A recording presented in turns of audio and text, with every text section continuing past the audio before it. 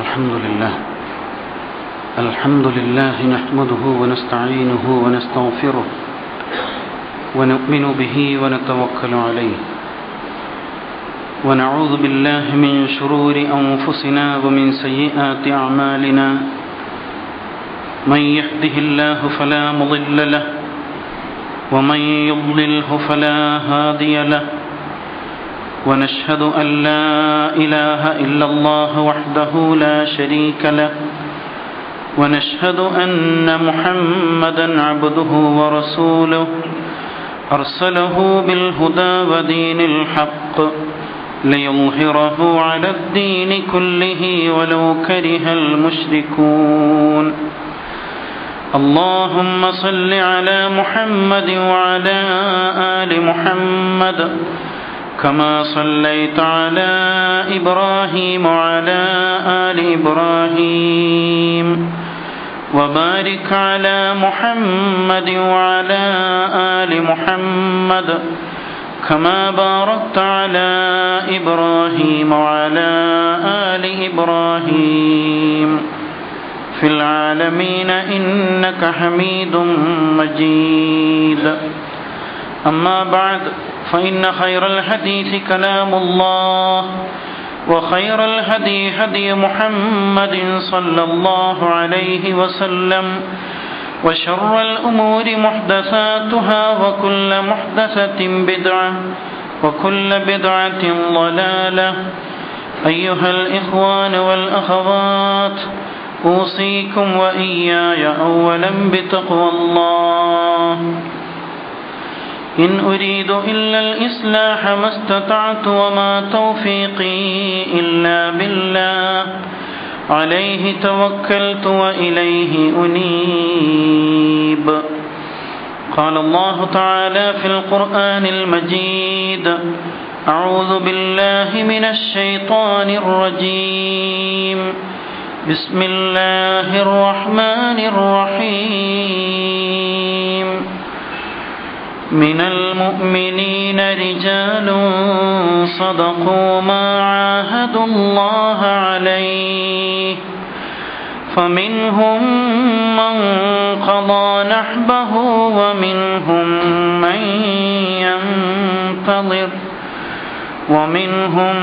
من ينتظر وما بدلوا تبديلا صدق الله العظيم. ആദരണീയരായ സത്യവിശ്വാസികളെ, വിശ്വാസിനികളെ, പ്രപഞ്ചനാഥനായ പടച്ച തമ്പുരാൻ്റെ കൽപ്പനകൾ ജീവിതത്തിൻ്റെ എല്ലാ മേഖലകളിലും യഥാവിധി പാലിച്ചുകൊണ്ട് മുത്തഖികളായി തീരുവാൻ എന്നെയും നിങ്ങൾ ഓരോരുത്തരെയും ആദ്യമേ വസിയത്ത് ചെയ്യുകയാണ്, ഉപദേശിക്കുകയാണ്. തഖ്വ ബോധമാണ് നമ്മുടെ ജീവിത വിജയത്തിൻ്റെ യഥാർത്ഥ മാർഗം. പടച്ചവൻ അവൻ്റെ മുത്തഖികളായ അടിമകളിൽ ഉൾപ്പെടുത്തി നമ്മെ അനുഗ്രഹിക്കുമാറാവട്ടെ.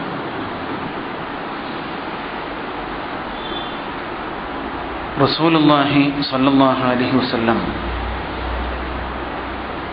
രൂപപ്പെടുത്തിയ ആദ്യ തലമുറ ചരിത്രത്തിലെന്നും ഒരു വിസ്മയമാണ്.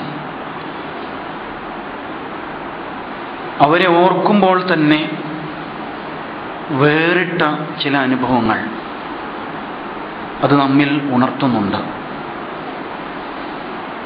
ചരിത്രത്തിലെ ഓരോ ഘട്ടത്തിലും അവരിലുണ്ടായ മാറ്റങ്ങൾ, അവർ സൃഷ്ടിച്ച ഒരു വേറിട്ട ജീവിത ശൈലി നമ്മെ വല്ലാതെ അത്ഭുതപ്പെടുത്തിക്കൊണ്ടേയിരിക്കുന്നു എന്ന് കാണാൻ കഴിയും. ചരിത്രകാരന്മാർ കേവലം ആട്ടിടയന്മാർ എന്ന് അവരെ വിലയിരുത്തിയിട്ടുണ്ട്. അല്ലെങ്കിൽ ഒട്ടകത്തിൻ്റെ മൂക്കുകയർ പിടിച്ച് ശീലിച്ച അപരിഷ്കൃതരായ കാട്ടറബികൾ എന്ന് വിലയിരുത്തിയിട്ടുണ്ട്. പക്ഷെ അവർ പിന്നീട് ചരിത്രത്തിൽ അതുല്യമായ വേറിട്ട് നിൽക്കുന്ന ഒരു ചരിത്രം രചിക്കുന്നതാണ് നമുക്ക് കാണുവാൻ സാധിക്കുക. കേവലം ആട്ടിടയന്മാരായിരുന്ന അവർ ലോകത്തിൻ്റെ തന്നെ ഇടയന്മാരായി മാറിയ സംഭവം നമ്മുടെ മുമ്പിലുണ്ട്. അതേപോലെ അപരിഷ്കൃതരായിരുന്ന അവരിൽ നിന്ന് മഹാന്മാരായ ഭരണകർത്താക്കൾ, രാഷ്ട്രമീമാംസയുടെ മർമ്മം തിരിച്ചറിഞ്ഞ ഭരണകർത്താക്കൾ രൂപം കൊണ്ടത് നാം കാണുന്നുണ്ട്. അതേപോലെ തന്നെ കേവലം കൊള്ളയും കൊലയും മാത്രം ശീലിച്ചിരുന്ന ആ സമൂഹം സത്യത്തിന് വേണ്ടി, ധർമ്മത്തിന് വേണ്ടി സ്വന്തം ജീവൻ സമർപ്പിക്കുന്ന ധർമ്മമാർഗത്തിൽ പോരാളികളായി തീരുന്ന അവസ്ഥ നാം കാണുന്നുണ്ട്. കേവലം 313 പേർ 3 ഇരട്ടി വരുന്ന വലിയ ഒരു സൈന്യത്തെ അതിജയിച്ച ബദർ എന്ന വേറിട്ട് നിൽക്കുന്ന ചരിത്ര വിസ്മയം അവർ രചിച്ചതായിട്ട് നാം മനസ്സിലാക്കുന്നുണ്ട്. ഷഹാദത്തിന്റെ പ്രതിഫലം സ്വർഗമാണ് എന്ന് തിരിച്ചറിഞ്ഞപ്പോൾ ഭൗതിക ജീവിതത്തിലെ എല്ലാം വലിച്ചെറിഞ്ഞുകൊണ്ട്, ഭൗതിക ജീവിതത്തിന്റെ പ്രതീകമായ ഈത്തപ്പഴക്കുല വലിച്ചെറിഞ്ഞുകൊണ്ട് രണാങ്കണത്തിലേക്ക് കുതിച്ചെത്തിയ മഹാന്മാരെ നമുക്ക് ചരിത്രത്തിൽ അവർ കാണിച്ചു തരുന്നുണ്ട്. അതേപോലെ തന്നെ ഒരുപാട് തിന്മകൾ, അധാർമികതകൾ കൊടികുത്തി വാണിരുന്ന ഒരു സാമൂഹിക പശ്ചാത്തലത്തിൽ വ്യഭിചാരം എന്നത് ആ സമൂഹത്തിലെ ജീവിത രീതിയായി മാറിയിരുന്ന ഘട്ടത്തിൽ മാഇസ് റളിയല്ലാഹു അൻഹു എന്ന വേറിട്ട ഒരു മനുഷ്യനെ ആ കാലഘട്ടം നമുക്ക് മുമ്പിൽ പരിചയപ്പെടുത്തി തരുന്നുണ്ട്. മറ്റാരും അറിയാത്ത വിധം തന്നിൽ നിന്ന് സംഭവിച്ച ഒരു വീഴ്ച പ്രവാചകന്റെ മുമ്പിൽ എടുത്തു പറഞ്ഞുകൊണ്ട് അതിന്റെ ശിക്ഷ ഏറ്റുവാങ്ങുവാൻ സന്നദ്ധനാകുന്ന മാഇസ് റളിയല്ലാഹു അൻഹു. അതേപോലെ തന്നെ കുടിവെള്ളത്തെക്കാൾ മദ്യം തങ്ങളുടെ ജീവിതത്തിൽ ഒഴിച്ചുകൂടാൻ പറ്റാത്ത ഒന്നായിരിക്കെ ഇന്ദഹൈന ഞങ്ങൾ വിരമിച്ചിരിക്കുന്നു എന്ന് പ്രഖ്യാപിച്ചുകൊണ്ട് മദ്യത്തിന്റെ വീപ്പകൾ തച്ചുടച്ചുകൊണ്ട് മദ്യത്തിനെതിരെ ശക്തമായ നിലപാട് സ്വീകരിച്ച ഒരു സമൂഹത്തെ അവർ നമുക്ക് കാണാൻ കഴിയുന്നുണ്ട്. സ്വന്തം നാടും വീടും കുടുംബവും സമ്പത്തുക്കളും എല്ലാം ഉപേക്ഷിച്ചുകൊണ്ട് അള്ളാഹുവിന്റെ മാർഗത്തിൽ പലായനം ചെയ്യുവാൻ സന്നദ്ധമായ ഒരു സമൂഹത്തെ നാം അവരിൽ കാണുന്നുണ്ട്. അതേപോലെ തന്നെ പുറത്താക്കപ്പെട്ട മക്കയിലേക്ക് വിജയശ്രീലാളിതരായിക്കൊണ്ട് തിരിച്ചെത്തുന്ന ആ മാർഗത്തിൽ ഒട്ടേറെ ത്യാഗം സഹിച്ച ഒരു സമൂഹത്തെ നമുക്ക് കാണാൻ സാധിക്കുന്നുണ്ട്. ഇതൊക്കെ ഇപ്പോഴും നാം ചിന്തിക്കുമ്പോഴും അനുസ്മരിക്കുമ്പോഴും ഒരുപക്ഷെ അത്ഭുതകരമായ ഒരു പ്രതിഭാസം എന്ന നിലക്കാണ് നാം അവരെ വിലയിരുത്തിക്കൊണ്ടിരിക്കുന്നത്. യഥാർത്ഥത്തിൽ ഇനി ഒരിക്കലും സംഭവിക്കാൻ സാധ്യതയില്ലാത്ത ഒരു ചരിത്രമാണോ അവർ സൃഷ്ടിച്ചത്? അങ്ങനെയാണോ നാം കരുതുന്നത്? അങ്ങനെയാണോ നാം കരുതേണ്ടത്? ഒരിക്കലും അങ്ങനെയല്ല. വിശുദ്ധ ഖുർആനും സുന്നത്തും കൈവശമുള്ള ഏതൊരു സമൂഹത്തിലും തീർച്ചയായും പുനഃസൃഷ്ടിക്കപ്പെടേണ്ട ഒരു യാഥാർത്ഥ്യം മാത്രമാണ് അവരിലൂടെ സംഭവിച്ചിട്ടുള്ളത് എന്നാണ് ചരിത്രം പഠിക്കുമ്പോൾ നമുക്ക് മനസ്സിലാക്കുവാൻ സാധിക്കുക. റസൂലുള്ളാഹി സ്വല്ലല്ലാഹു അലൈഹി വസല്ലം ഇത്തരത്തിലുള്ള ഈമാനിന്റെ ജീവിക്കുന്ന പതിപ്പുകളെയാണ് സൃഷ്ടിച്ചത്. ഈ കാലഘട്ടത്തിൽ വിശുദ്ധ ഖുർആനിന്റെ ലക്ഷക്കണക്കിന് പ്രതികൾ, കോപ്പികൾ നാം പ്രസ്സുകളിൽ നിന്ന് രൂപപ്പെടുത്തിയെടുത്തുകൊണ്ടിരിക്കുന്നു. റസൂലുള്ളാഹി സ്വല്ലല്ലാഹു അലൈഹി വസല്ലമിന്റെ കാലഘട്ടത്തിൽ വിശുദ്ധ ഖുർആൻ ഗ്രന്ഥരൂപത്തിലായിരുന്നില്ല. എന്നാൽ വിശുദ്ധ ഖുർആനിന്റെ ജീവിക്കുന്ന പതിപ്പുകളെ, ഖുർആൻ നെഞ്ചേറ്റിയ ഒരു സമൂഹത്തെ, ഉത്കൃഷ്ടരായ ഒരു ജനതയെയാണ് റസൂലുള്ളാഹി സ്വല്ലല്ലാഹു അലൈഹി വസല്ലം രൂപപ്പെടുത്തിയത്. പ്രവാചകന്റെ വഫാത്തിന്റെ ഘട്ടമാകുമ്പോഴേക്ക് 1,00,000-ൽ പരം അനുയായികളെ റസൂൽ സല്ലല്ലാഹു അലൈഹി വസല്ലം ഖുർആനിന്റെ ജീവിക്കുന്ന പതിപ്പുകളായിട്ട് രൂപപ്പെടുത്തിയതായി നമുക്ക് കാണുവാൻ സാധിക്കുന്നു. ഇവിടെയാണ് ആ കാലഘട്ടവും നമ്മുടെ കാലഘട്ടവും തമ്മിലുള്ള അന്തരം നമുക്ക് കാണുവാൻ സാധിക്കുക എന്നത് വളരെ പ്രധാനപ്പെട്ട ഒന്നാണ്.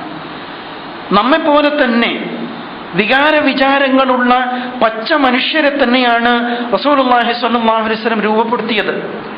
യാതൊരു വ്യത്യാസവുമില്ല. നമ്മെപ്പോലെ തന്നെ അവരും മനുഷ്യരായിരുന്നു. അവർ മക്കളായിരുന്നു, അവർ പിതാക്കളായിരുന്നു, മാതാക്കളായിരുന്നു, ഭാര്യമാരായിരുന്നു, ഭർത്താക്കന്മാരായിരുന്നു, സഹോദരന്മാരായിരുന്നു, സഹോദരിമാരായിരുന്നു. അവർക്ക് കച്ചവടമുണ്ടായിരുന്നു, തൊഴിലുണ്ടായിരുന്നു, കുടുംബമുണ്ടായിരുന്നു, വികാര വിചാരങ്ങളുണ്ടായിരുന്നു, ആവശ്യങ്ങളുണ്ടായിരുന്നു. പക്ഷേ നമ്മുടേതിൽ നിന്ന് വ്യത്യസ്തമായ ഒരു ജീവിതം രൂപപ്പെടുത്തിയെടുക്കുവാൻ ചുരുങ്ങിയ നാളുകൾ കൊണ്ട് തന്നെ അവർക്ക് സാധിച്ചു. ഒരുപക്ഷെ അവരിൽ പലരും നമ്മുടെ അത്ര നമസ്കാരം അനുഷ്ഠിച്ചവരല്ല, നമ്മുടെ അത്ര നോമ്പ് അനുഷ്ഠിച്ചവരല്ല, നമ്മെപ്പോലെ വിശുദ്ധ ഖുർആൻ മുഴുവനായി പാരായണം ചെയ്യാൻ സൗഭാഗ്യം ലഭിച്ചവർ അവരിൽ വളരെ കുറച്ചേ ഉള്ളൂ. അതിനു മുമ്പ് തന്നെ അള്ളാഹുവിന്റെ മാർഗത്തിൽ ഷഹാദത്ത് വരിക്കേണ്ടി വന്നവരായിരിക്കും അവർ. നമ്മെപ്പോലെ ഖുർആൻ ഖത്തമാക്കുവാൻ, ഖുർആൻ മുഴുവനും പാരായണം ചെയ്യാൻ കഴിഞ്ഞവർ തന്നെ അവരിൽ കുറവായിരിക്കും എന്നാണ് കാണാൻ സാധിക്കാം. പക്ഷെ അവർ പൂർണ്ണമായും അള്ളാഹുവിന്റെ ദീനിനെ ഉൾക്കൊണ്ടുകൊണ്ട് ആ മാർഗത്തിൽ തങ്ങളെ സമർപ്പിക്കുവാൻ സന്നദ്ധരായിരുന്നു. അല്ലാഹു സുബ്ഹാനഹു തആല പൂർവവേദമായ ഇഞ്ചീലിൽ അവരുടെ ഉപമ എന്തായിരുന്നു എന്ന് സൂറത്തുൽ ഫത്ഹിൽ നമുക്ക് എടുത്തു പറഞ്ഞു തരുന്നുണ്ട്. വമസലുഹും ഫിൽ ഇഞ്ചീൽ, ഇഞ്ചീലിൽ അവരുടെ ഉപമ കസറഇൻ അഖ്റജ ശത്അഹു ഫആസറഹു ഫസ്തഗ്ലള ഫസ്തവ അലാ സൂഖി യുഅജിബു الزُّرَّاعَ ലിയഗീള ബിഹിമുൽ കുഫാർ എന്നതാണ് ഇഞ്ചീലിലെ ഉപമ എന്നെടുത്ത് പറയുന്നുണ്ട്. കസറഇൻ, ഒരു ചെടി പോലെ, ഒരു ചെടി, അഖ്റജ ശത്അഹു, അത് അതിന്റെ മുകുളം പുറത്തേക്ക് കൊണ്ടുവന്നു. ഒരു വിത്ത് മണ്ണിൽ വീണപ്പോൾ അല്ലെങ്കിൽ കർഷകൻ മണ്ണിൽ പാകിയപ്പോൾ അത് ഒരു മുകുളമായിട്ട് പുറത്തേക്ക് വരികയാണ്. അഖ്റജ ശത്അഹു ഫആസറഹു, പിന്നെ അത് അതിന്റെ സ്വന്തം തണ്ടിൽ നിലയുറപ്പിക്കുന്നതാണ് കാണുന്നത്. 2 ഇലയായി, പിന്നെ 4 ഇലയായി, മെല്ലെ മെല്ലെ സ്വന്തം തണ്ടിൽ നിലയുറപ്പിക്കുന്ന ഒരു ചെടി.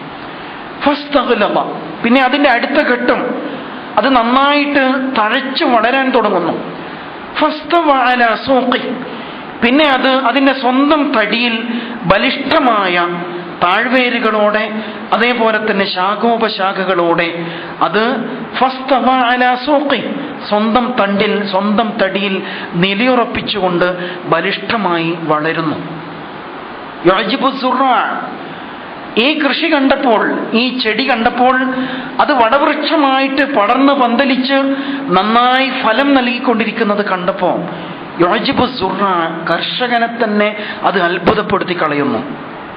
ലിയഗീള ബിഹിമുൽ കുഫാർ, എന്നാൽ സത്യനിഷേധികളെ ഈ ചെടി വല്ലാതെ വിറളി പിടിപ്പിക്കുന്നു, അസ്വസ്ഥപ്പെടുത്തുകയും ചെയ്യുന്നു. ഇങ്ങനെയാണ് അല്ലാഹു സുബ്ഹാനഹു തആല പൂർവവേദമായ ഇഞ്ചീലിൽ റസൂലുള്ളാഹി സ്വല്ലല്ലാഹു അലൈഹി വസല്ലമിന്റെ അനുയായികളെ കുറിച്ച് ഉപമിച്ചിട്ടുള്ളത് എന്നാണ് ഖുർആൻ സാക്ഷ്യപ്പെടുത്തുന്നത്.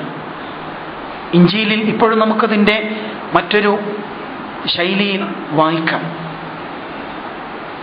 ഈ സമൂഹത്തെ എങ്ങനെ വിശദീകരിക്കേണ്ടോ, എങ്ങനെ വർണ്ണിക്കേണ്ടോ? അവർ ഒരു കടുകുമണി പോലെയാണ്. കടുകുമണി എല്ലാ വിത്തുകളെക്കാളും ചെറുതാണ്, പക്ഷേ അതിൻ്റെ പടർപ്പുകളോ അതിൻ്റെ ചെടി പിന്നീട് വളർന്ന് പന്തലിച്ച് മറ്റെല്ലാ ചെടികളെക്കാളും വളർന്ന് വികസിക്കുന്നത് കാണാൻ സാധിക്കും. എന്ന നിലക്ക് ബൈബിളിൽ ഇപ്പോഴും അങ്ങനെ ഒരു പരാമർശം നമുക്ക് കാണാൻ സാധിക്കും. ഇവിടെ അല്ലാഹു സുബ്ഹാനഹു തആല ആദർശ സമൂഹത്തെ, റസൂലുള്ളാഹി സ്വല്ലല്ലാഹു അലൈഹി വസല്ലം രൂപപ്പെടുത്തിയ ആദ്യ തലമുറയെ ഉപമിക്കുന്നത് ഒരു ചെടിയോടാണ്. എന്തുകൊണ്ടാണ്?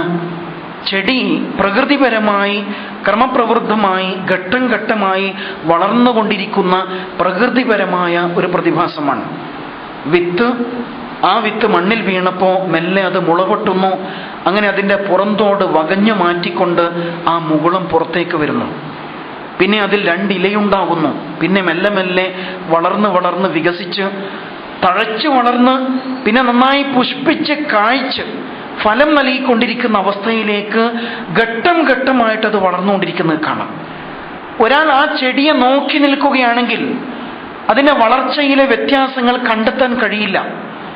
അതേസമയം നിശബ്ദമായിട്ട് ആ വിത്ത് വളർന്ന് വികസിച്ചുകൊണ്ടേയിരിക്കുന്നുണ്ട്. നാളുകൾക്ക് ശേഷം പെട്ടെന്ന് നാം അതിലേക്ക് ശ്രദ്ധ തിരിക്കുമ്പോൾ അതിൽ വീണ്ടും മുള പൊട്ടിയതായിട്ടും ഇലകൾ വന്നതായിട്ടും അത് പൂക്കുന്നതായും കായ്ക്കുന്നതായും നമുക്ക് അനുഭവപ്പെടുന്നു. അല്ലാഹു സുബ്ഹാനഹു തആല ഇസ്ലാമിക സമൂഹത്തെ, മാതൃകാ സമൂഹത്തെ ഉപമിക്കുവാൻ ഒരു ചെടിയെ തന്നെ തിരഞ്ഞെടുത്തതിൻ്റെ ഉദ്ദേശം ഇതാണ്. ഒരു സത്യവിശ്വാസിയുടെ മനസ്സിലേക്ക് പാറി വീണ ഈമാനിന്റെ വിത്ത് ക്രമപ്രവൃദ്ധമായിട്ട് സ്വാഭാവികമായി വളർന്ന് വികസിക്കുന്ന ഒരു രീതിയാണ് സ്വീകരിക്കുക. പെട്ടെന്നൊരു ദിവസം വളരുന്ന രീതിയല്ല. ഇന്നത്തെ കൃത്രിമ വളങ്ങൾ ചേർത്ത് ഉണ്ടാക്കപ്പെടുന്ന പച്ചക്കറികളും പഴങ്ങളും ഒക്കെ ഉണ്ടല്ലോ, കാണുമ്പോൾ തന്നെ നമുക്ക് അസ്വസ്ഥതയാകും. കാരണം അത് മുഴുവൻ വിഷാംശമാണ്, രാസപദാർത്ഥങ്ങളാണ് എന്നതുകൊണ്ട്. അങ്ങനെ പെട്ടെന്നൊരു നാളിൽ കള വളരും പോലെ വളർന്നു പന്തലിക്കുന്ന ഒന്നല്ല ആദർശവൃക്ഷം എന്ന് പറയുന്നത്. മറിച്ച് വിശ്വാസിയുടെ മനസ്സിൽ മെല്ലെ മെല്ലെ വേര് പിടിച്ച് ഘട്ടം ഘട്ടമായി വളർന്നു പന്തലിക്കുന്ന ബലിഷ്ഠമായ ഒരു വൃക്ഷമാണ് ഈമാൻ, അല്ലെങ്കിൽ ആദർശം, അല്ലെങ്കിൽ വിശ്വാസിയുടെ വ്യക്തിത്വം എന്ന് പറയുന്നത് എന്നാണ് ഇതിൽ നിന്ന് മനസ്സിലാക്കാൻ സാധിക്കുക. നമ്മുടെയൊക്കെ മനസ്സുകളിൽ ജീവിതത്തിൻ്റെ ഏതോ ഒരു ഘട്ടത്തിൽ ഈ ആദർശത്തിൻ്റെ വിത്ത് പാറി വീണിട്ടുണ്ട്. ഒരുപക്ഷെ പാരമ്പര്യമായി മാതാപിതാക്കളിലൂടെ നമുക്കത് ലഭിച്ചു. ഓർമ്മ വെച്ച നാൾ മുതൽ നാം അത് കൂടെ കൊണ്ടു നടക്കുന്നുണ്ട്. അതല്ലെങ്കിൽ ഏതെങ്കിലും വ്യക്തിബന്ധങ്ങളിലൂടെ ഒരു മാതൃകാ വ്യക്തിത്വത്തെ കണ്ടുമുട്ടുകയും അയാളിൽ ആകൃഷ്ടനാവുകയും അങ്ങനെ അദ്ദേഹത്തിലൂടെ ഈ ഈമാൻ നമ്മുടെ മനസ്സിൽ പ്രവേശിച്ചിട്ടുണ്ടായിരിക്കും. അതുമല്ലെങ്കിൽ ഏതെങ്കിലും പുസ്തകങ്ങളിലൂടെ, അല്ലെങ്കിൽ ഒരു CD-യിലൂടെ, അല്ലെങ്കിൽ ഏതെങ്കിലും ഒരു പ്രഭാഷണത്തിലൂടെ, ഇങ്ങനെ ഏതെങ്കിലും ഒരു പശ്ചാത്തലത്തിൽ നമ്മുടെയൊക്കെ മനസ്സിൽ ഈമാനിന്റെ വിത്ത് പാറി വീണിട്ടുണ്ട്. പക്ഷേ ആ വിത്തിന് എന്ത് സംഭവിച്ചു ആലോചിക്കേണ്ടതാണ്. ആ വിത്തിന് പിന്നീട് എന്ത് സംഭവിച്ചു? അത് പിന്നീട് മുള പൊട്ടിയോ? അതിൽ ഇലകളും പൂക്കളും കായ്കളും ഉണ്ടായോ? അതല്ല, ഇപ്പോഴും അത് ജീർണിച്ച അവസ്ഥയിൽ ചിതലരിച്ച് നമ്മുടെ മനസ്സിന്റെ അകത്തളങ്ങളിൽ ഒട്ടും വളരാതെ പുഷ്പിക്കാതെ അങ്ങനെ അടിഞ്ഞു കിടപ്പാണോ എന്നാണ് ആലോചിക്കേണ്ടത്. ഒരു സത്യവിശ്വാസിയുടെ മനസ്സിൽ ഈമാനിന്റെ വിത്ത് പ്രവേശിച്ചു കഴിഞ്ഞാൽ അതൊരിക്കലും ആ വിധത്തിൽ തന്നെ കൂമ്പടഞ്ഞു പോകാനുള്ളതല്ല.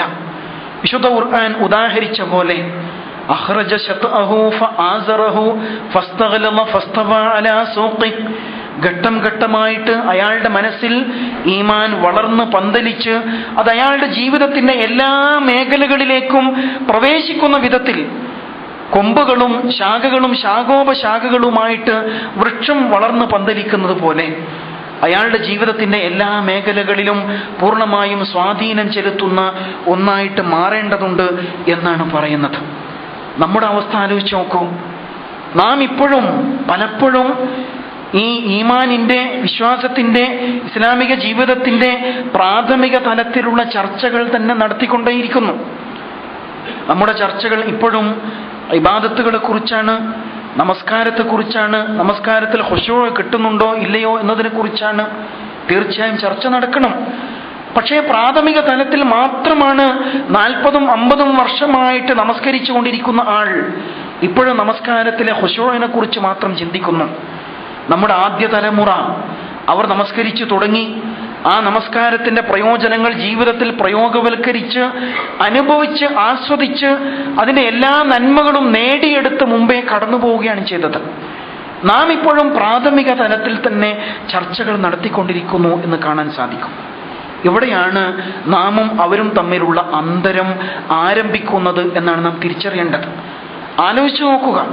റസൂലുള്ളാഹി സ്വല്ലല്ലാഹു അലൈഹി വസല്ലം ഈമാനാകുന്ന വിത്ത് കുറെ മനസ്സുകളിൽ വളർത്തിക്കൊണ്ടുവരികയുണ്ടായി. കുറെ മനസ്സുകളിൽ ഇട്ടുകൊടുത്ത് അത് മെല്ലെ മെല്ലെ വളർന്ന് എന്തൊരു വളവൃക്ഷമായിട്ടാണ് മാറിയത്. അബൂ ഖുഹാഫയുടെ മകൻ അബ്ദുൽ കഅബയെ ഒരുപക്ഷെ നിങ്ങൾ ഓർക്കുന്നുണ്ടാവില്ല. അബ്ദുൽ കഅബ, കഅബയുടെ അടിമ എന്നായിരുന്നു അബൂബക്കർ സിദ്ദീഖ് റളിയല്ലാഹു അൻഹുവിന്റെ പേര്. കഅബയുടെ അടിമ, കേവലം ഖുറൈശി കൂട്ടത്തിലെ ഒരു പാരമ്പര്യങ്ങൾ ശീലിച്ചുകൊണ്ട് മുന്നോട്ട് പോയിരുന്ന ഒരു മനുഷ്യൻ. ആ മനുഷ്യൻ അബൂബക്കറായി മാറി. ആദ്യമായിട്ട് ഈ വിത്ത് സ്വീകരിച്ചവനായിട്ട് മാറി. പിന്നെയോ അസ്സിദ്ദീഖായിട്ട് മാറി. ഇതിനെ സത്യപ്പെടുത്തിക്കൊണ്ട് എവിടെയും രംഗത്ത് വരാൻ സന്നദ്ധനായ, ഈ സത്യം എവിടെയും സാക്ഷ്യപ്പെടുത്തുവാൻ സന്നദ്ധനായ അബൂബക്കർ സിദ്ദീഖായിട്ട്, സിദ്ദീഖുൽ അക്ബറായിട്ട് ആ മഹാൻ വളരുന്നതാണ് നമുക്ക് കാണാൻ കഴിയുന്നത്. ആലോചിച്ച് നോക്കൂ. അതേ വിത്താണ് നമ്മുടെ മനസ്സിലും പാറി വീണത്. പക്ഷേ നമ്മുടെ മനസ്സിലെ ഈമാനാകുന്ന വിത്തിന് എന്ത് സംഭവിച്ചു? സിദ്ദീഖുൽ അക്ബർ എന്ന ആ മനുഷ്യൻ വളർന്ന് വളർന്ന് പടർന്ന് പന്തലിച്ചിട്ട് ഏത് നിലവാരത്തിലേക്കാണ് എത്തിച്ചേർന്നത്? റസൂലുള്ളാഹി സ്വല്ലല്ലാഹു അലൈഹി വസല്ലം അബൂബക്കർ സിദ്ദീഖ് റളിയല്ലാഹു അൻഹുവെ കുറിച്ച് പറഞ്ഞു, സ്വർഗത്തിന് 8 കവാടങ്ങളുണ്ട്. എല്ലാ കവാടങ്ങളിലൂടെയും സ്വർഗപ്രവേശം ലഭിക്കുന്ന ഒരേ ഒരാളെ നമ്മുടെ കൂട്ടത്തിലുള്ളൂ, എൻ്റെ അനുയായികളുടെ കൂട്ടത്തിലുള്ളൂ. അത് സിദ്ദീഖുൽ അക്ബറാണ്.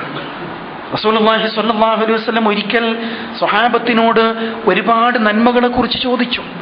ഈ നന്മകളെല്ലാം അനുഷ്ഠിച്ചവർ നിങ്ങളിൽ ആരുണ്ട്? ഇന്നത്തെ ദിവസം ദാനധർമ്മം ചെയ്തവൻ ആരുണ്ട്? ഇന്നൊരു മിസ്കീനിനെ സഹായിച്ചവൻ ആരുണ്ട്? ഒരു വിധവയെ സഹായിച്ചവൻ ആരുണ്ട്? ഒരാൾക്ക് ശാരീരികമായ സേവനം അനുഷ്ഠിച്ചവൻ ആരുണ്ട്? ഇങ്ങനെ തുടങ്ങി കുറേ ചോദ്യങ്ങൾ ചോദിച്ചപ്പോൾ എല്ലാറ്റിനും ഒരു കൈ മാത്രമാണ് പൊങ്ങിയത്. അത് സിദ്ദീഖുൽ അക്ബർ റളിയല്ലാഹു അൻഹുവിൻ്റെതായിരുന്നു. അപ്പോഴാണ് റസൂലുള്ളാഹി പറഞ്ഞത്, എൻ്റെ അനുയായികളിൽ സ്വർഗത്തിൻ്റെ എല്ലാ കവാടങ്ങളിലൂടെയും സ്വർഗപ്രവേശം സാധ്യമാകുന്ന ഒരാളേ ഉള്ളൂ, അത് സിദ്ദീഖുൽ അക്ബർ ആയിരിക്കും. ആലോചിച്ച് നോക്കൂ, ഒരു മനുഷ്യൻ്റെ വളർച്ച, ഒരു മനുഷ്യൻ്റെ വികാസം. ഇതേപോലെ തന്നെയാണല്ലോ ഖത്താബിൻ്റെ മകൻ ഉമർ. ആ ഉമർ അൽ ഫാറൂഖായിട്ട് മാറി. അൽ ഫാറൂഖ് റസൂലുള്ളാഹി സ്വല്ലല്ലാഹു അലൈഹി വസല്ലം വിശേഷിപ്പിക്കുന്നു, എനിക്ക് ശേഷം ഒരു പ്രവാചകൻ ഉണ്ടാകുമായിരുന്നുവെങ്കിൽ അത് ഉമർ ആകുമായിരുന്നു. ഒരിക്കലും ഉണ്ടാവില്ല, പക്ഷെ അങ്ങനെ സംഭവിക്കുമായിരുന്നുവെങ്കിൽ ഉമറുൽ ഫാറൂഖ് റളിയല്ലാഹു അൻഹുവിൻ്റെ നിരീക്ഷണങ്ങളെ അല്ലാഹു സുബ്ഹാനഹു വ തആല വിശുദ്ധ ഖുർആനിലൂടെ സാക്ഷ്യപ്പെടുത്തിയില്ലേ? ഉമർ റളിയല്ലാഹു അൻഹുവിൻ്റെ അഭിപ്രായങ്ങൾ അല്ലാഹു സുബ്ഹാനഹു വ തആല ഖുർആനിലൂടെ സ്ഥിരീകരിച്ച അനുഭവങ്ങൾ നമുക്ക് കാണാം. ത്വാഹ മാ അൻസൽനാ അലൈക്കൽ ഖുർആന ലിതശ്ഖാ. ഈമാനിന്റെ വിത്ത് ഉമർ റളിയല്ലാഹു അൻഹുവിൻ്റെ മനസ്സിലേക്ക് പാറി വീണ വഴിയാണത്. തൻ്റെ സഹോദരി ഫാത്തിമ ഖുർആൻ പാരായണം ചെയ്യാൻ. എന്തിനാണ് ഉമർ വന്നത്? പ്രവാചകനെ വധിക്കാൻ ഊരിപ്പിടിച്ച വാളുമായിട്ട്. വഴിക്ക് വെച്ച് ഫാത്തിമയെ കണ്ടുമുട്ടാണ്. ഫാത്തിമയുടെ വീട്ടിൽ അവർ ഖുർആൻ പാരായണം ചെയ്യുന്നു.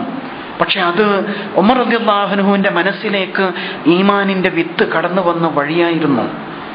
അങ്ങനെ ആ ഉമറിലുണ്ടായ മാറ്റം ആലോചിച്ച് നോക്കൂ. റസൂലുള്ളാഹി സ്വല്ലല്ലാഹു അലൈഹി വസല്ലം അവരെ വിശേഷിപ്പിച്ചു അഭിമാനപൂർവം, എൻ്റെ അനുയായികൾ നക്ഷത്ര സമാനരാണ്, അവർ നക്ഷത്രങ്ങളെ പോലെയാണ്. എന്താണ് നക്ഷത്രങ്ങളുടെ പ്രത്യേകത? അവ സമുദ്രങ്ങളിലും മരുഭൂമിയിലും അകപ്പെടുന്നവന് വഴി കാണിച്ചു കൊടുക്കും. റസൂലുള്ളാഹി സ്വല്ലല്ലാഹു അലൈഹി വസല്ലമിന്റെ അനുയായികൾ ഹജ്ജത്തുൽ വിദാഓടുകൂടി ലോകത്തിന്റെ നാനാഭാഗത്തും പരന്നില്ലേ, പരന്നൊഴുകി. അങ്ങനെ നമ്മുടെ നാട്ടിലെത്തിയിട്ടുണ്ട്. അങ്ങനെ ആ കാലഘട്ടത്തിലെ നക്ഷത്ര സമാനരായ മാതൃകാ പുരുഷന്മാർ നമ്മുടെ നാട്ടിലൊക്കെ നമുക്ക് വഴി കാണിച്ചുകൊണ്ട് മുമ്പേ നടന്നു. ആ റസൂൽ സല്ലല്ലാഹു അലൈഹി വസല്ലമിന്റെ അനുയായികളുടെ വളർച്ചയുടെ തെളിവുകളാണ് ഇവയൊക്കെയും. ഒരുപാട് പേർ റസൂലുള്ളാഹി സ്വല്ലല്ലാഹു അലൈഹി വസല്ലം അബൂ ഉബൈദ റളിയല്ലാഹു അൻഹുവെ അമീനുൽ ഉമ്മ എന്ന് വിശേഷിപ്പിക്കുന്നുണ്ട്. ഈ ഉമ്മത്തിലെ ഏറ്റവും വിശ്വസ്തൻ എന്നാണ് വിശേഷിപ്പിച്ചത്. ഖാലിദ് ഇബ്നുൽ വലീദ് പ്രാകൃതനായിരുന്ന ഒരു കുതിരപ്പടയാളി, എന്തിനും ഏതിനും ആരെയും ഏത് വിധത്തിലും ആക്രമിക്കാൻ തുനിഞ്ഞിരുന്ന പ്രാകൃതനായ ഒരു മനുഷ്യൻ. ആ മനുഷ്യനെ സൈഫുള്ളയായിട്ട്, അള്ളാഹുവിൻ്റെ ഖഡ്ഗമായിട്ട്, അള്ളാഹുവിൻ്റെ വാളായിട്ട് രൂപപ്പെടുത്തിയെടുത്തത് ഇതേ ഈമാനിന്റെ വിത്തായിരുന്നു. ഹംസത്തുൽ ഖർറാർ റളിയല്ലാഹു അൻഹു അസദുള്ളയായിട്ട്, അള്ളാഹുവിൻ്റെ സിംഹം എന്ന് റസൂൽ സല്ലല്ലാഹു അലൈഹി വസല്ലം വിശേഷിപ്പിച്ചത് ഇതേപോലെ തന്നെ രൂപപ്പെടുത്തപ്പെട്ട വ്യക്തിത്വമായിരുന്നു. ഇങ്ങനെ ഒരുപാട് വ്യക്തിത്വങ്ങളെ, മാതൃകാ പുരുഷന്മാരെ, വഴിവിളക്കുകളെ ചരിത്രത്തിൽ നാം കണ്ടുമുട്ടുന്നുവെങ്കിൽ അവരൊക്കെയും ഈ വിധത്തിൽ ഈമാനിന്റെ വിത്ത് മനസ്സിനകത്ത് പാറി വീണിട്ട് ഘട്ടം ഘട്ടമായി അത് വളർന്ന് പൂർണ്ണത പ്രാപിച്ച വ്യക്തിത്വങ്ങളായിരുന്നു എന്ന് നാം മനസ്സിലാക്കണം. കസറഇൻ അഖ്റജ ശത്അഹു ഫആസറഹു ഫസ്തഗ്ലദ ഫസ്തവ അലാ സൂഖി. അങ്ങനെ ഘട്ടം ഘട്ടമായി വളർന്ന് പന്തലിച്ച് വടവൃക്ഷമായിട്ട് രൂപം കൊണ്ടവർ. യുഅ്ജിബു സുറാ, കർഷകരെ തന്നെ അത്ഭുതപ്പെടുത്തി കളഞ്ഞു. അത് എന്തൊരു വളർച്ചയാണ്, എന്തൊരു ഇച്ഛാശക്തിയാണ്, ദീനിന്റെ മാർഗത്തിൽ പോരാടുവാനുള്ള കരുത്ത്. അള്ളാഹുവിന്റെ റസൂൽ ദീനിന്റെ മാർഗത്തിൽ ചെലവഴിക്കാൻ പറയുമ്പോൾ, ശരീരം നൽകാൻ പറയുമ്പോൾ, സമയം നൽകാൻ പറയുമ്പോൾ എന്തിനും സന്നദ്ധരായിട്ട് മുമ്പേ കടന്നു വരുന്ന ഒരു വിഭാഗം. എന്താണ് വീട്ടിൽ ബാക്കിയുള്ളത്? പകുതി വീട്ടിൽ ബാക്കിയുണ്ട്. ഉമർ റളിയല്ലാഹു അൻഹുവിന്റെ മറുപടി. തൊട്ടുടനെ അബൂബക്കർ സിദ്ദീഖ് റളിയല്ലാഹു അൻഹു വരുന്നു. എന്താ വീട്ടിൽ ബാക്കിയുള്ളത്? അല്ലാഹു റസൂലുഹു ബാഖിൻ, അല്ലാഹുവും അവന്റെ ദൂതനും മാത്രമേ വീട്ടിൽ ബാക്കിയുള്ളൂ, ബാക്കിയെല്ലാം ഇതാ കൊണ്ടുവന്നിരിക്കുന്നുവല്ലോ എന്ന് പറഞ്ഞുകൊണ്ട് പരസ്പരം തോൽപ്പിച്ചുകൊണ്ടിരുന്ന പ്രവാചകന്റെ ശിഷ്യന്മാർ. ഇതായിരുന്നു അവരുടെ രീതി. തന്റെ സഹോദരനെ നന്മയുടെ മാർഗത്തിൽ തോൽപ്പിച്ചു കളയുന്ന ഫസ്തബിഖുൽ ഖൈറാത്ത് വസാരിഉ ഇലാ മഗ്ഫിറത്തിൻ മിർ റബ്ബിക്കും വജന്ന എന്നൊക്കെയുള്ള പദപ്രയോഗങ്ങളെ ഫല്യതനാഫസിൽ മുതനാഫിസൂൻ, മത്സരിക്കുന്നവൻ ഈ മാർഗത്തിൽ മത്സരിക്കട്ടെ, ഇങ്ങനെയൊക്കെയുള്ള ആവേശകരമായ ആഹ്വാനങ്ങളെ അക്ഷരാർത്ഥത്തിൽ ഉൾക്കൊണ്ടുകൊണ്ട് ഈ മാർഗത്തിൽ സമർപ്പിതരായിരുന്നു അവർ. അതുകൊണ്ടാണ് അല്ലാഹു സുബ്ഹാനഹു തആല ഈ വിധത്തിൽ അവരെ വിശേഷിപ്പിക്കുന്നത്. അങ്ങനെ കർഷകരെ അത്ഭുതപ്പെടുത്തുന്ന, വിളവ് നൽകിയ, വേറിട്ട് നിൽക്കുന്ന ജീവിതങ്ങളായിരുന്നു അവർ. മാത്രമല്ല സത്യനിഷേധികളെ അത് വല്ലാതെ വിറളി പിടിപ്പിച്ചു കളഞ്ഞു. ഈ ഈമാൻ മുറ്റി നിൽക്കുന്ന മുഖഭാവവും അതേപോലെ തന്നെ അവരുടെ ജീവിത ശൈലിയും ആ സത്യനിഷേധികളെ, നിഷേധിക്കൂട്ടങ്ങളെ വല്ലാതെ അസ്വസ്ഥരാക്കിയിരുന്നു എന്ന് ചരിത്രം നമുക്ക് മുമ്പിൽ പറഞ്ഞു തരുന്നുണ്ട്. എന്തു വേണമെങ്കിലും നൽകാൻ സന്നദ്ധരായിട്ട് അബൂ തൽഹ റളിയല്ലാഹു അൻഹു റസൂലുള്ളാഹിന്റെ മുമ്പിൽ വന്നുകൊണ്ട് തനിക്ക് ഏറ്റവും ഇഷ്ടപ്പെട്ട മദീനത്തെ മസ്ജിദുൻ നബവിയുടെ മുമ്പിൽ തന്നെയുള്ള ഈത്തപ്പനത്തോട്ടം കൊണ്ടുവന്ന് കൊടുത്തല്ലോ. അള്ളാഹുവിന്റെ റസൂലേ, എനിക്കിതാണ് ഏറ്റവും ഇഷ്ടപ്പെട്ടത്, ഇത് തന്നെയാണ് അള്ളാഹുവിന്റെ മാർഗത്തിൽ നൽകുവാൻ ഞാൻ തീരുമാനിച്ചതും എന്ന് പറഞ്ഞുകൊണ്ട് കൊണ്ട് നൽകുവാനുള്ള ആ മാനസികാവസ്ഥയിലേക്ക് അവർ വളർന്നത് കാണുന്നു. ചില പ്രവാചക ശിഷ്യന്മാർ ഇങ്ങനെ കൊണ്ടുവന്ന് കൊടുത്തപ്പോൾ അള്ളാഹുവിന്റെ റസൂൽ തന്നെ അവരെ നിരുത്സാഹപ്പെടുത്തുന്നത് കാണാം. വേണ്ട, ഇത്ര വേണ്ട, എങ്കിൽ പകുതി എടുത്തോളൂ. വേണ്ട, പകുതിയും വേണ്ട, 1/3 മതി എന്ന് പറഞ്ഞുകൊണ്ട് അവരെ നിയന്ത്രിക്കുന്ന, അവരുടെ സന്നദ്ധതയെ, ആ ആത്മാർത്ഥത തിരിച്ചറിഞ്ഞുകൊണ്ട് അവരുടെ ജീവിത പ്രയാസങ്ങൾ മനസ്സിലാക്കിക്കൊണ്ട് അവരെ നിയന്ത്രിക്കേണ്ടി വരുന്ന ഘട്ടം വരെ റസൂലുള്ളാഹിന്റെ ജീവിതത്തിൽ നമുക്ക് കാണാൻ പറ്റും. അല്ലാഹു സുബ്ഹാനഹു തആല അതാണ് ഈ സമൂഹത്തെ ഇങ്ങനെ സാക്ഷ്യപ്പെടുത്തി പറയുന്നത്. മിനൽ മുഅ്മിനീന റിജാലുൻ സദഖൂ മാ ആഹദുല്ലാഹ അലൈഹി, മിനൽ മുഅ്മിനീന റിജാലുൻ, വിശ്വാസികളുടെ കൂട്ടത്തിൽ ആണത്വമുള്ള ചില ആളുകളുണ്ട്, ചില ആണുങ്ങളുണ്ട്. സദഖൂ മാ ആഹദുല്ലാഹ അലൈഹി, അല്ലാഹുവോട് അവർ ചെയ്ത കരാറിനെ പാലിക്കുവാൻ സന്നദ്ധരായവരാണവർ. വമിൻഹും മൻ ഖദാ നഹ്ബഹു, തങ്ങളുടെ ദൗത്യം പൂർത്തീകരിച്ചുകൊണ്ട് കടന്നുപോയവർ അവരുടെ കൂട്ടത്തിലുണ്ട്. വമിൻഹും മൻ യന്തദിർ, അവസരം കാത്ത് പ്രതീക്ഷിച്ചുകൊണ്ട് ക്യൂവിൽ കഴിച്ചു കൂട്ടിക്കൊണ്ടിരിക്കുന്നവരും അവരിൽ നിങ്ങൾക്ക് കാണാൻ പറ്റും. ഇങ്ങനെയാണ് പറയുന്നത്. അവർ ക്യൂവിൽ നിൽക്കാൻ, എനിക്കൊരു ചാൻസ് കിട്ടേണ്ടിയിരുന്നു, ഓ ആ ചാൻസ് അവർ കൊണ്ടുപോയല്ലോ, എനിക്കും ഒരു ചാൻസ് കിട്ടിയിരുന്നുവെങ്കിൽ. അള്ളാഹുവിന്റെ ദീനിന്റെ മാർഗത്തിലുള്ള ഷഹാദത്ത് അസൂയയോടുകൂടി നോക്കിക്കണ്ടിരുന്ന ഒരു വിഭാഗം ആളുകൾ. അങ്ങനെ നമുക്ക് സങ്കല്പിക്കാൻ കഴിയുമോ? ജീവിതത്തെക്കാളേറെ മരണത്തെ സ്നേഹിക്കുന്ന വിധത്തിൽ അവരുടെ സമർപ്പണ സന്നദ്ധത വളർന്നു കഴിഞ്ഞിട്ടുണ്ടായിരുന്നു. റസൂലുള്ളാഹി സ്വല്ലല്ലാഹു അലൈഹി വസല്ലം ആ നിലയിലാണ് അവരെ വളർത്തി രൂപപ്പെടുത്തിയിരുന്നത്. യുദ്ധവേളയിൽ റസൂലുള്ളാഹി സ്വല്ലല്ലാഹു അലൈഹി വസല്ലം നിർദ്ദേശങ്ങൾ നൽകുകയാണ്. ഒന്നാമതായിട്ട് പതാക വഹിക്കേണ്ടത് ജാഫർ ഇബ്നു അബീ താലിബാണ്. ജാഫർ ഇബ്നു അബീ താലിബ് ഷഹാദത്ത് വരിച്ചാൽ രണ്ടാമതായിട്ട് അബ്ദുല്ലാഹി ഇബ്നു റവാഹ പതാക ഏന്തേണ്ടതുണ്ട്. അദ്ദേഹവും ഷഹാദത്ത് വരിച്ചാൽ സയ്യിദ് റളിയല്ലാഹു അൻഹു ആണ് പതാക ഏൽക്കേണ്ടത്. റസൂൽ സല്ലല്ലാഹു അലൈഹി വസല്ലം മുൻകൂട്ടി ലിസ്റ്റ് പ്രഖ്യാപിക്കാം. എന്താ ഇതിന്റെ അർത്ഥം? എന്തായിരുന്നു ഇതിലൂടെ സംഭവിച്ചത്? ഇതേ ക്രമത്തിൽ തന്നെ അവർ ഷഹാദത്തിന്റെ വഴിയെ സ്വർഗത്തിലേക്ക് കടന്നു പോവാൻ. ജാഫർ റളിയല്ലാഹു അൻഹു ഷഹാദത്ത് വരിച്ചാൽ അബ്ദുല്ലാഹി ഇബ്നു റവാഹ ഷഹാദത്ത് വരിച്ചാൽ സെയ്ദ്. ഇങ്ങനെ റസൂൽ സല്ലല്ലാഹു അലൈഹി വസല്ലം അതിന്റെ ക്രമം പറയാൻ. ആലോചിച്ച് നോക്കൂ, ഇതേ ക്രമത്തിൽ തന്നെ അവർ ഷഹാദത്ത് ഏറ്റുവാങ്ങാൻ. വമിൻഹും മൻ ഖദാ നഹ്ബഹു വമിൻഹും മൻ യന്തദിർ. തങ്ങളുടെ ദൗത്യം സാക്ഷാത്കരിച്ചുകൊണ്ട് കടന്നുപോയവർ അവരുടെ കൂട്ടത്തിലുണ്ട്. അതേപോലെ തന്നെ ക്യൂവിൽ നിൽക്കുന്ന മറ്റൊരു വിഭാഗം, ജാഫർ റളിയല്ലാഹു അൻഹുവിന്റെ രക്തസാക്ഷ്യം സംഭവിക്കുമ്പോഴേക്ക് അബ്ദുല്ലാഹ് ഇബ്നു റവാഹ കൊടിയേന്താണ്. അദ്ദേഹത്തിന്റെ ഷഹാദത്ത് സംഭവിക്കുമ്പോഴേക്ക് സയ്യിദ് റളിയല്ലാഹു അൻഹു പതാകവാഹകനായി മാറുന്നു. ചിന്തിക്കാൻ സാധിക്കുമോ? നമുക്ക് ശേഷം നമ്മുടെ മക്കൾ ഇതേപോലെ അള്ളാഹുവിന്റെ പതാക ഏന്തിയിട്ട് ദീനിന്റെ മാർഗത്തിൽ പ്രവർത്തിക്കാൻ സന്നദ്ധരാണ് എന്ന് ഉറപ്പുവരുത്തുവാൻ എത്ര മാതാപിതാക്കൾക്ക് സാധിക്കും? എന്റെ കണ്ണടയുമ്പോൾ ഈ ദീനിന്റെ മാർഗത്തിൽ പ്രവർത്തിക്കുവാൻ എന്റെ മക്കളുണ്ട്, ആ വിധത്തിലാണ് ഞാൻ എൻ്റെ മക്കളെ രൂപപ്പെടുത്തിയത് എന്ന് പറയാൻ നമ്മിൽ എത്ര പേർക്ക് സാധിക്കും? വമിൻഹും മൻ യന്തളിർ, അവരിൽ പലരും പ്രതീക്ഷയോടെ കാത്തു നിൽക്കാണ് അള്ളാഹുവിന്റെ മാർഗത്തിൽ, ദീനിന്റെ മാർഗത്തിൽ തന്നെ സമർപ്പിക്കുവാൻ. വമാ ബദ്ദലൂ തബ്ദീല, ഒരിക്കലും ഒരു പരീക്ഷണവും ഒരു പ്രയാസവും ദീനിന്റെ മാർഗത്തിലുള്ള ഭീകരമായ മർദ്ദന പീഡനങ്ങളും ഭീഷണികളും ഒരിക്കലും അവരുടെ നിലപാടിൽ നിന്ന് അവരൊട്ടും തന്നെ മാറ്റിമറിച്ചിട്ടില്ല, അവരെ പിന്തിരിപ്പിച്ചിട്ടില്ല എന്ന് അല്ലാഹു സുബ്ഹാനഹു വ തആല സാക്ഷ്യപ്പെടുത്താൻ. ഹംസത്തുൽ ഖറാർ, മുസ്അബ് റളിയല്ലാഹു അൻഹു, ഇങ്ങനെ തുടങ്ങിയുള്ള മഹാന്മാരെയാണ് അല്ലാഹു സുബ്ഹാനഹു വ തആല ഇതുകൊണ്ട് ഉദ്ദേശിക്കുന്നത്. ഉഹദ് രണാങ്കണത്തിൽ ഷഹാദത്ത് വരിച്ചവരെയാണ് ഉദ്ദേശിക്കുന്നത് എന്നൊക്കെ തഫ്സീറിൽ നമുക്ക് കാണാം.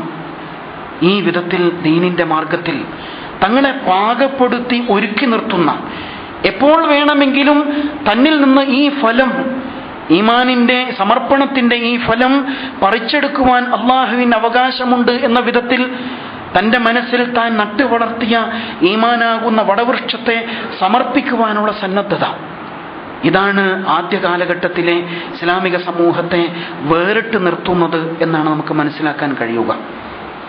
ഈ വിധത്തിൽ നമ്മുടെ ജീവിതത്തെ മാറ്റിമറിക്കുവാൻ തീർച്ചയായും നമുക്ക് സാധിക്കും. പറഞ്ഞല്ലോ, വിശുദ്ധ ഖുർആനും തിരുസുന്നത്തും നമ്മുടെ കയ്യിലുള്ള കാലത്തോളം ഇതേ തലമുറയെ പുനഃസൃഷ്ടിക്കുവാൻ, പുനരാവിഷ്കരിക്കുവാൻ തീർച്ചയായിട്ടും നമുക്ക് സാധിക്കുക തന്നെ ചെയ്യും. പക്ഷേ വേണ്ടത് അതിനുള്ള സന്നദ്ധതയാണ്. ഈ ഈമാനികമായ വികാരം, സമർപ്പണ സന്നദ്ധത എന്നത്, ആദർശ പ്രതിബദ്ധത എന്നത് പെട്ടെന്നൊരു നാളിൽ ആവേശപൂർവ്വം ഉണ്ടായി മാറുന്ന ഒന്നല്ല. ഘട്ടം ഘട്ടമായിട്ട് നമ്മുടെ മനസ്സിൽ രൂപപ്പെടുത്തി മെല്ലെ മെല്ലെ പ്രയോഗതലത്തിലേക്ക് കൊണ്ടുവന്ന് അങ്ങനെ നമ്മുടെ ജീവിതശീലമാക്കിയിട്ട് ക്രമേണ നമ്മുടെ കുടുംബത്തിലേക്കും അയൽവക്കങ്ങളിലേക്കും നമ്മുടെ സമൂഹത്തിലേക്കും വ്യാപിപ്പിച്ച് കൊണ്ടുവരേണ്ട ക്രമപ്രവൃദ്ധമായ ഒരു സംഗതിയാണ്. അതുകൊണ്ടാണ് അല്ലാഹു സുബ്ഹാനഹു വ തആല ഈ പരിഷ്കരണ രീതിയെ, ഈ പരിശീലന രീതിയെ ഒരു ചെടിയോട്, ഒരു വൃക്ഷത്തോട്, ഒരു വിത്തിനോട് ഉപമിച്ച് പറഞ്ഞത് എന്നത് നാം പ്രത്യേകിച്ച് മനസ്സിലാക്കേണ്ടതുണ്ട്. അങ്ങനെ തന്നെ ആയിരുന്നു അവർ.